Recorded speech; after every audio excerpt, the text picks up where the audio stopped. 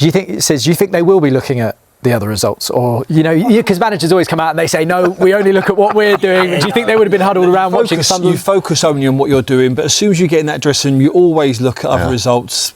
And sometimes now with where the fixtures go, where Man City might play before you on a Friday night and you play on the Saturday, or vice versa. So there's huge pressure. But from what I've seen of Arsenal this season is a different side mentality-wise. They seem like they've just got that real fire in their belly, a little glint in their eye to churn it out and go that one step more. And in previous seasons where Arsenal have been so good and pleasing on the eye, where they're attacking and free-flowing in goals, they've kind of flipped it and just gone, we're going to be hard to beat. We're going to be hard to beat. I think that's where you said where they haven't played their best football yet, because when you watch it, they're so solid. Their back four, the goalkeeper, there's a real structure about them and they're hard to break down. And sometimes that's not as pleasing on the eye for the neutral or for the Arsenal fan. Yeah. But they're just getting it done. And then with that injury crisis that they kind of had where in the previous seasons, but whereas now they've got through it as well. They've been so close in previous seasons. I think they're going to get it done. Do you think it's interesting you're saying about more about the hard to beat, the kind of 1-0 wins, etc., 1-goal margin.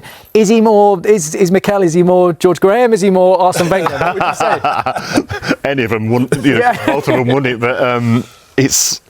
Yeah, I know what you mean by a bit more George Graham. Being hard to beat. Getting 1-0 up. Like the song like 1-0 to the Arsenal game from. Yeah, of course. Score a goal. We know how to defend it. Yeah. And at the moment, that's what we're doing, and we're scoring a lot from set pieces. That's what we used to do. Yeah. Well, I mean, now Arsenal have a plethora of attacking options. They finally got back Gabriel Jesus, scoring again his first goal in almost a year. Kai Havertz returning from injury. He was back on the bench against Aston Villa. And Victor Gyökeres. How much of a dilemma do you think that is for Mikel right now? And I guess who's your starting centre forward for Bournemouth? Well, for me, that is a good thing. It's a good sign that they're all back. And then you look at Jesus. He's finished it against Villa was just fantastic. He's got that composure right in that most vital time. Yeah. He can cut it back or chop it back when people think he's going to shoot, or he's got that one-touch finish.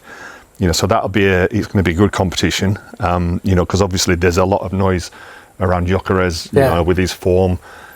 That's for me is a confidence thing.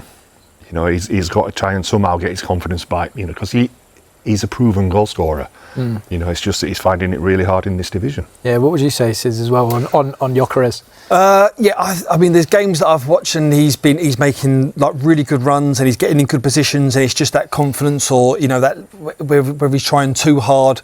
And then there's other games where he's making a run where you're like, why are you doing that? But is that because you're trying to do things out of the ordinary that hasn't got you to your heights that you've been so successful before?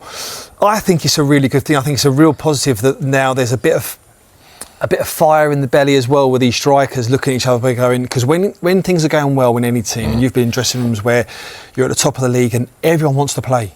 If you get dropped or rested or wherever it is now, or whatever their class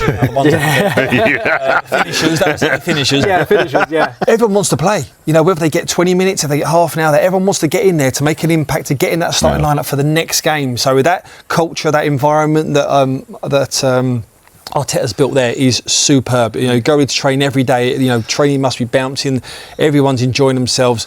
And everyone wants to play, and everyone wants to have a Premier League winners' medal. Absolutely. Well, the interesting thing, obviously they're now 4 points clear into the brand new year. But I want to show you this graphic because it is quite interesting, right? Because this is basically showing. Let's pull this up if we can.